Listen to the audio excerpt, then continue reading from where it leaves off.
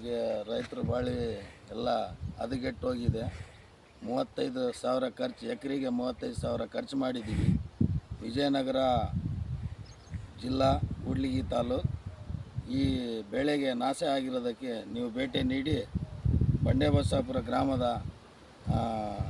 ರೈತರು ಇದು ಬೆಳೆ ನಾಶ ಆಗಿದೆ, ಭೇಟಿ ನೀಡಿ ಅದು ಪರಿಹಾರ ಕೊಡಿ ಅಂತೇಳಿ ನಿಮ್ಮಲ್ಲಿ ಕೇಳಿಕೊಳ್ಳುತ್ತಿದ್ದೀವಿ. ಹಾಗಾಗಿ